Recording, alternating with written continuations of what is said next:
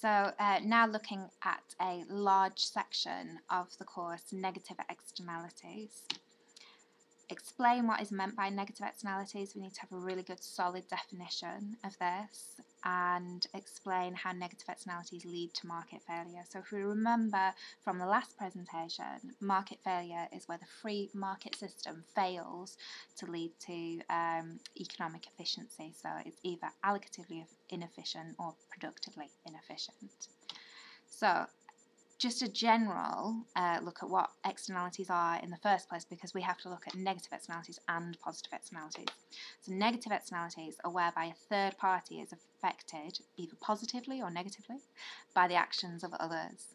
And a third party is anybody who's not directly involved in making a decision. So they're not the buyer and they're not the seller, they're not the producer, they're not the consumer in this case. Okay, so costs. You might think, well, why do I need to define costs?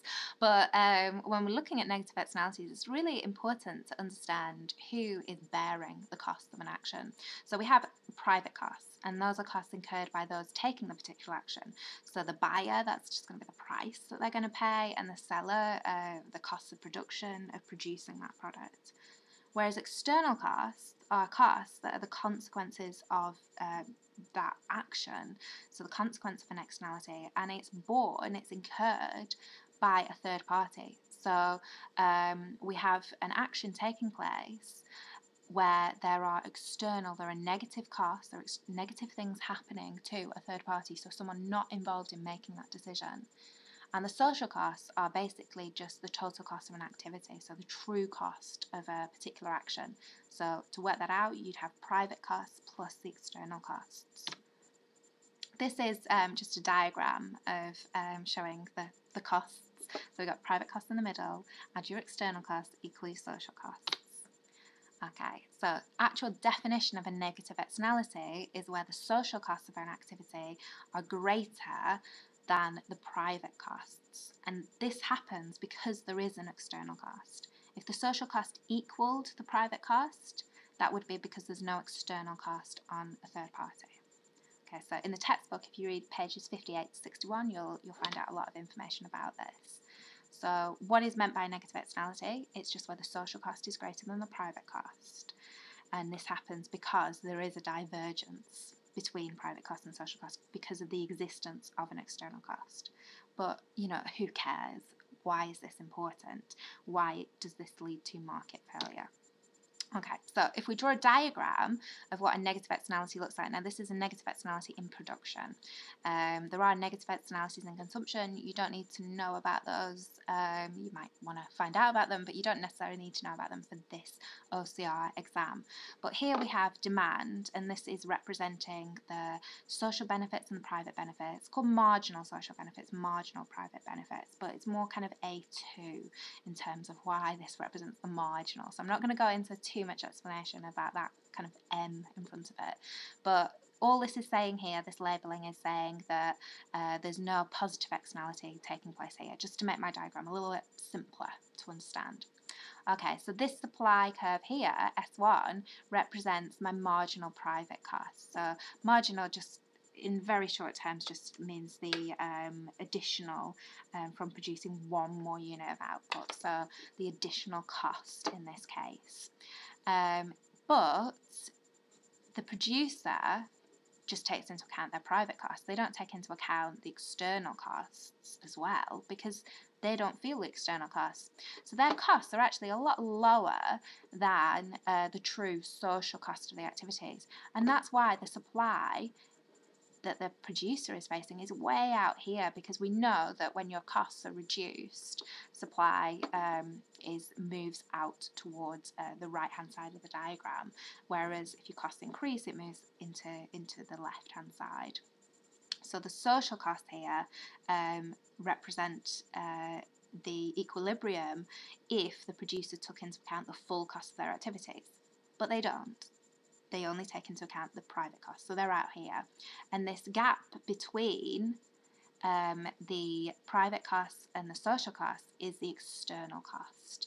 Okay, so that gap there represents the external cost. So this is the actual equilibrium, P1 and Q1, but if the external costs were taken into account, the equilibrium would be at P2 and Q2. So that represents your negative externality. And there's just some explanation there. So if they only take into account their private costs, they supply S1 and the equilibrium will be at P1, Q1.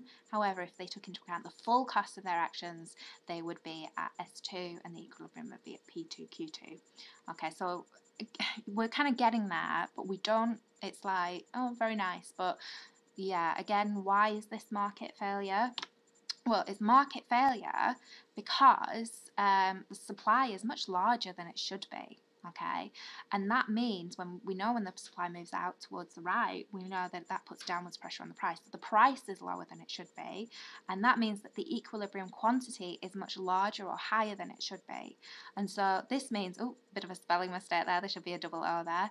But too many scarce resources are being allocated to production, and this means that there's overproduction of this product, and it's allocatively inefficient.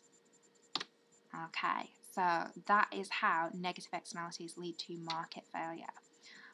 Now, sometimes you look at kind of the solutions separately, but I'm just going to go and do a little bit of an overview of some of the solutions, just so it kind of marries the two concepts together, because when you get an essay on this, it's not just explain negative externalities, it would be discuss how some of the solutions, government interventions can solve the market failure that arises from negative externalities. So we've got to make sure that we have full coverage. Okay, so the problem here is overproduction. So your possible solutions, and I do go into more detail on presentations about indirect tax and tradable permits and regulation, but your possible solutions are, firstly, an indirect tax.